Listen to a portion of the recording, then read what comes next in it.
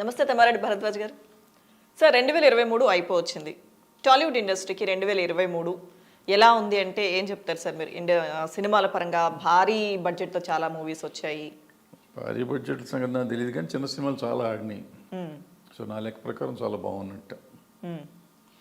బాగుంది అంటే కొన్ని ఎక్స్పెక్టేషన్స్కి రీచ్ కాలేదు, కొన్ని డిజాస్టర్స్ రీచ్ అవ్వటం అంటే ఏమవుతుందంటే ఇవన్నీ కాస్ట్ ఫెయిల్యూర్స్. యాక్చువల్గా మనం ఈ ఫెయిల్యూర్ సినిమాలు తీసుకోండి. ఫర్ ఎగ్జాంపుల్ మీరు చెప్పండి ఫెయిల్యూర్ సినిమా, నేను చెప్తా ఒక్కోదానికి. అంటే ఇప్పుడు లిస్ట్లో ఉన్నవైతే బోలా శంకర్ ఒకటి సార్, ఆదిపురుష్ ఒకటి, శాకుంతలం. ఆదిపురుష్ ఎంత 400 కోట్లు 300 కోట్లు చేసింది, దానికి చాలా ఎక్కువ చేసింది కదా. ఇంకా ఫెయిల్యూర్ ఎట్లా అంటారు దాన్ని? ఓకే, అంత డబ్బు వచ్చినాక. అది ఇప్పుడు టాప్ రికార్డ్స్ తీస్తే ఈ ఇండియాలో ఆల్ ఇండియా రికార్డ్స్ తీస్తే అది టాప్ 5లోనో 6లోనో ఉంటుంది అది. సో పెద్ద సినిమానే కదా. వాళ్ళు ఎక్స్పెక్ట్ చేసినట్టు రాలేదంటే చందాలంగా తీసేస్తే ఎక్స్పెక్టేషన్ ఎట్టా వస్తాయి, ఫస్ట్ పాయింట్. రెండోది ఇవన్నీ కాస్ట్ ఎక్కువ పెంచేసుకుని రెమ్యునరేషన్ సైడ్ పెంచుకొని కాస్ట్ అంతంత రావాలి అనుకుంటే ఎట్టా వస్తాయి, రావు. ఇంకో సినిమా చెప్పండి. అమిగోస్ ఒకటి సార్, కళ్యాణ్ రామ్. అమిగోస్ అంటే కళ్యాణ్ రామ్ది ఎప్పుడు విచిత్రమైన మార్కెట్. ఆయనకి ఆడిన సినిమా అయితే బాగా ఆడుతుంది, అంతకు తర్వాత వచ్చిన సినిమా బాగా బ్రహ్మాండంగా ఆడింది. దానికి ముందు సినిమాను ఈ సినిమా వచ్చేటప్పటికి దెబ్బ కొట్టింది అది. బట్ ఆయన ఎప్పుడు కన్సిస్టెంట్గా లేడు, కన్సిస్టెంట్ హీరో కాదు ఆయన ఎప్పుడు. సో ఆయన సినిమా అట్లా పోయింది అన్నమాట. శాకుంతలం మీద ఎక్స్పెక్టేషన్స్ బాగానే ఉన్నాయి కదా సార్, గుణశేఖర్. శాకుంతలము ఈ రోజులు శాకుంతలం మీద ఎక్స్పెక్టేషన్ అంటే ఒరిజినల్గా ఎక్స్పెక్టేషన్ అంటేనమ్మా, మీరు ఎక్స్పెక్టేషన్ ఉంది అని మీరు అనుకుంటే ఓపెనింగ్ ఉండాలి సినిమాకి. ఇప్పుడు ఆదిపురుష్ ఉంది, ఎక్స్పెక్టేషన్ ఉంది, సినిమా బాగాలేదు కాబట్టి రెండో రోజు నుంచి పడిపోయింది, మొదటి రోజు విపరీతమైన కలెక్షన్ ఉంది. సో శాకుంతలం సినిమాకి ఓపెనింగ్ ఉందా? లేదు, మొదటి రోజు నుంచే లేదు దానికి. అంటే దాని మీద ఎక్స్పెక్టేషన్ లేదని దాని అర్థం.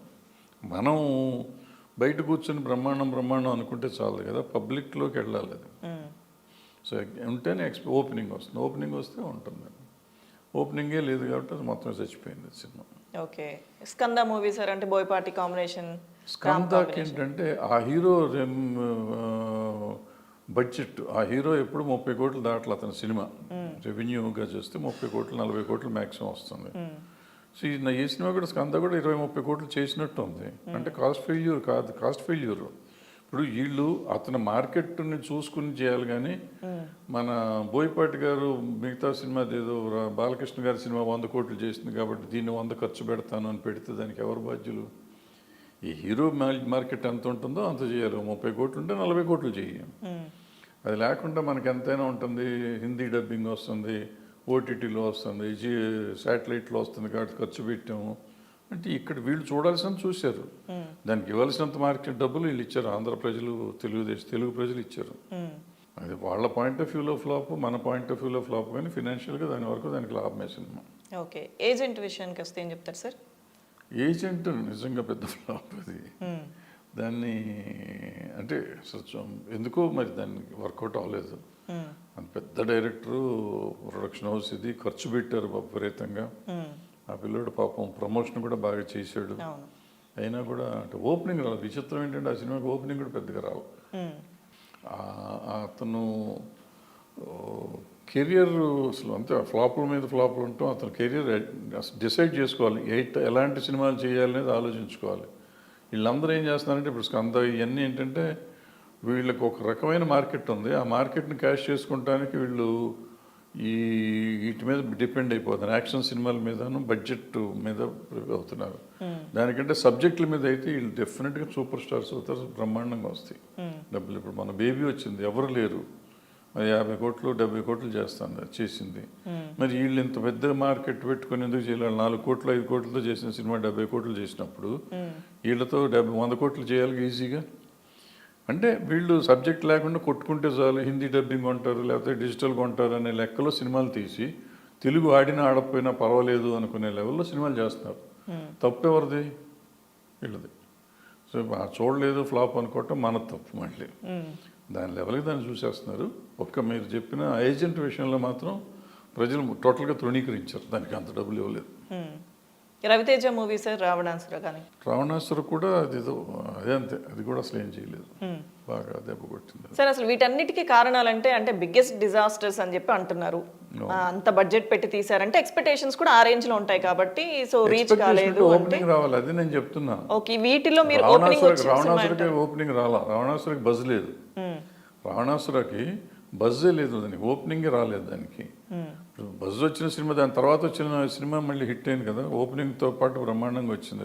నెక్స్ట్ హిట్ వచ్చింది, ముందు సినిమాలు కూడా హిట్ అయ్యి తర్వాత ఆ రేంజ్ ఎక్స్పెక్టేషన్స్ అయితే వాళ్ళు పెట్టుకున్నారు. నెక్స్ట్ సినిమా మళ్ళీ హిట్ అయింది. ఇప్పుడు రావణాసుర ఫ్లాప్ అయినాక నెక్స్ట్ సినిమా ఫ్లాప్ అవ్వాలి కదా, అనుమంగా ఓపెనింగ్ కూడా రాకూడదు. నెక్స్ట్ సినిమా మంచి ఓపెనింగ్ వచ్చింది, హిట్ అయింది సినిమా. సో ఆ సినిమాకి ఏదో టోటల్గా ఓపెనింగ్ నుంచి దానికి బజ్ లేకపోవటం అనమాట, ఓ ఇమేజ్ రాలేదు సినిమాకి, రాకపోతే అంతే అవుతాం. అంటే ఇందాక చెప్పినట్టు నేను, మనకి ఈ డబ్బింగ్లో వీటిల్లో మనం రికవర్ అయిపోతాం, ఈ సినిమా ఎట్టున్నా పర్లేదు, ఏమో తెలుగు చూసినా చూడకపోయినా పర్లేదు, పేరుకు రిలీజ్ చేస్తాం అనుకునే సినిమాలు తీస్తేనేమో ఇట్లాగే ఉంటాయి.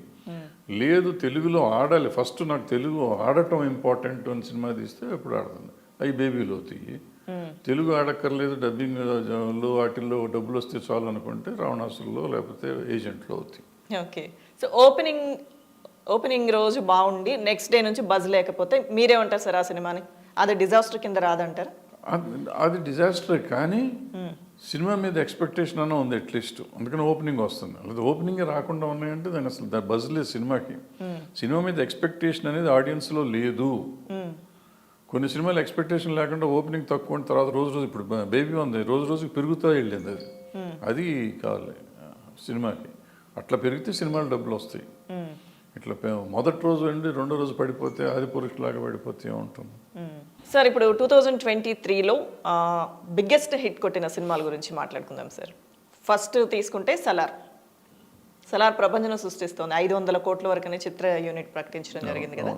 సో అంటే వీటికి ఇంత సక్సెస్కి ఇప్పుడు మనం ఈ సలార్ గురించి మాట్లాడుకుంటే, అంత ముందు కూడా రిలీజ్కి ముందు కూడా మీరు చెప్పారు సలార్ ఎక్స్పెక్టేషన్స్ రీచ్ అవుతుంది, భారీ కలెక్షన్స్ వస్తాయి, డెఫినెట్గా ఇండస్ట్రీకి మంచి విషయం అని చెప్పి మీరు చెప్పారు. ఇప్పుడు మూవీ రిలీజ్ అయింది కాబట్టి ఏ అంశాలు ఇంత బిగ్గెస్ట్ హిట్కి కారణం అంటారు సార్? ఏ ఎక్స్పెక్టేషన్ ఉంటాం సినిమా వాడు. ఇప్పుడు ఆ డైరెక్టర్ అలాగే తీస్తాడు, ఆ హీరోకి ఆ సినిమా పనికి వస్తుంది అనుకున్నారు, చూస్తూ ఉన్నారు. ఓపెనింగ్ విపరీతమైన ఓపెనింగ్ వచ్చింది, 4 days కంటిన్యూస్గా హాలిడేస్ వచ్చినాయి. అంటే ఫస్ట్ 2 days మామూలు రన్ను, సండే మండే హాలిడేస్ వచ్చినాయి దానికి. సో దాంతో అసలు విపరీతంగా వచ్చింది, రెవెన్యూ వచ్చి 500 కోట్లకి వెళ్ళిపోయింది. సో అంతే అది. ఓకే, అంటే నెంబర్ ఆఫ్ థియేటర్స్ రావటం ఇవన్నీ వచ్చేసరికి నీకు డబ్బులు ఎక్కువ కనపడతా ఉంటాయి.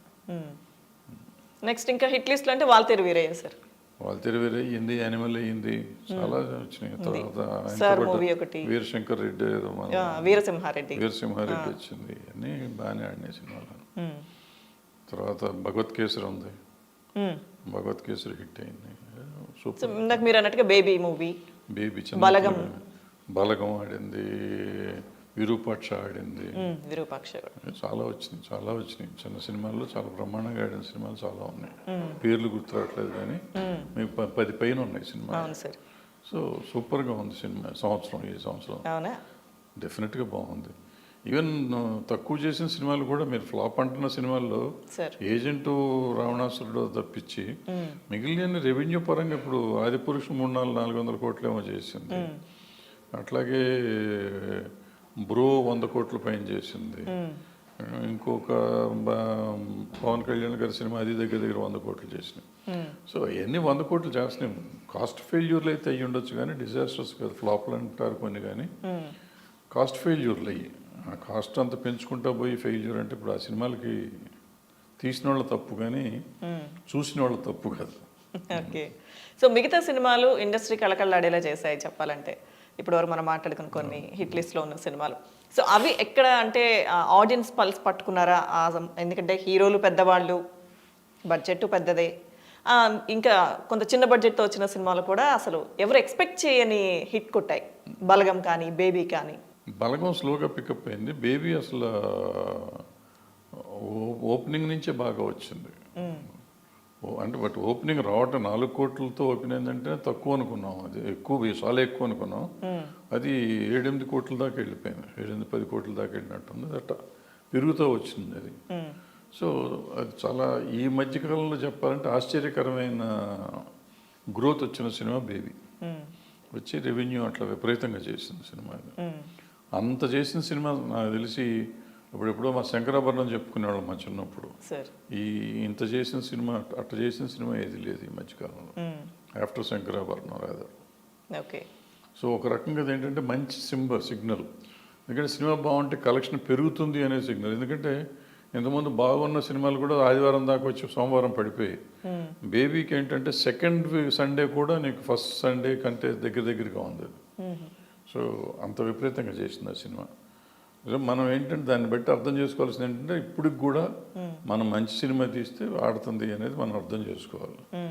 అది లేకుండా మనం ఏదో ఒకటి తీసాము శాటిలైట్కి డిజిటల్కి అదే హిందీ డబ్బింగ్కి సినిమాలు తీస్తున్నాం, ఎంతకాలం తీస్తే అంతకాలం ఇట్లాగే ఉంటుంది సినిమా ఇండస్ట్రీ. ఓకే. సో మొత్తానికి 2023 అయితే ఇండస్ట్రీకి బాగుందంటారు. బ్రహ్మాండంగా. సో కొన్ని కాంట్రవర్సీలు కొన్ని మాటలు వస్తున్నాయి. అంటే 5-6% హిట్స్తోనే టాలీవుడ్ ఇండస్ట్రీ నడుస్తుందని కొన్ని వినిపిస్తున్నాయి. సో అలాగే థియేటర్స్ విషయంలో కానీ చిన్న సినిమాల విషయంలో చూస్తూ ఉంటున్నాం మనం కొన్ని. ఏం చెప్తారు సార్ వాటి? అవన్నీ ఊరికి అంటాను ఉంటారు, పని పాటలు నాలాంటి వాళ్ళు ఉంటారు ఖాళీగా ఏదో చెప్తూ ఉంటారు. అవి ఇప్పుడు ఉంటే 200 సినిమాలు ఎట్లా రిలీజ్ అవుతున్నాయి? Simple logic. ఇప్పుడు పెద్ద సినిమాలు ఎన్ని ఉంటాయి, చిన్న సినిమాలు ఎన్ని ఉంటాయి? కంపేరిటివ్గా ఎప్పుడు 60 to 70% చిన్న సినిమాలు ఉంటాయి. ఆ 70% సినిమాలు రిలీజ్ అవుతున్నాయి కదా. సినిమాలు రిలీజ్ అవుతున్నాయి అంటే మనకి థియేటర్లు ఉన్నట్టేగా. ఇప్పుడు వీటికే భయంకరంగా ఉంటున్నాయి థియేటర్లో. ఒక రెవెన్యూ పిండి ఖర్చు లేక షో క్యాన్సిల్ అవుతుంది. చూసే సినిమా తీయటం మనం నేర్చుకోవాలి, వాళ్ళ మీద మాట్లాడతాం కాదు. ఇప్పుడు థియేటర్ బతకాలి కదా, ఎగ్జిబిటర్ బతకాలి, డిస్ట్రిబ్యూటర్ బతకాలి. సో వాళ్ళకి కూడా రెవెన్యూ ఎంతో కొంత రూపాయో పావాలని వచ్చేటట్టు ఉండాలి కదా. థియేటర్కి ఇప్పుడు కరెంట్ ఛార్జీలు రాకుండా మనం సినిమా తీస్తే షో క్యాన్సిల్ చేస్తే ఏమొస్తున్నారు థియేటర్లు కట్టుకుని. సో ఆడే సినిమాలు తీయటం అనేది మనం నేర్చుకోవాలి. మనం ఆడలేదు నలుగురు చేతిలో ఉంటే వాళ్ళకి థియేటర్ రన్ చేసుకోవాలి కదా. రన్ చేయకపోతే ఊరికి మూసేస్తానికి వాళ్ళకెందుకు? థియేటర్లో సినిమా పడాలి ఎప్పుడు. ఇప్పుడు మీరు లెక్క తీసుకుంటే ఈ సంవత్సరం సినిమాలు తీసుకుంటే ప్రతి థియేటర్లోనూ మినిమము 10-15 days నో షోస్ లెక్కలు వస్తాయి. మరి అది దుర్మార్గం కదా. అంటే థియేటర్లు ఖాళీగా ఉన్నాయి కదా. సినిమాలు సరైన సినిమాలు ఉంటే ఎందుకు పడితే నో షోస్ వస్తాయి. ఓకే. సో ఈ ఇయర్ అయితే బాగుందని చెప్పారు మీరు. సో 2024 కూడా గతంలో కూడా మనం మాట్లాడుకున్నట్టు పెద్ద సినిమాలు చాలా ఉన్నాయి కాబట్టి డెఫినెట్గా ఈ సంవత్సరం ఇంకా బాగుండాలి. రెవెన్యూ ఉంటుంది అంటే డబ్బులు ఎక్కువ కనపడతాయి. ఫర్ ఎగ్జాంపుల్ లాస్ట్ ఇయర్ 23లో మనం 3,000 కోట్లు 2,000 కోట్లు అయింది బిజినెస్ అనుకుందాం. 24లో డెఫినెట్గా 4-5 వేల కోట్లు అవుతుంది, ఇంకా ఎక్కువ అవ్వచ్చు.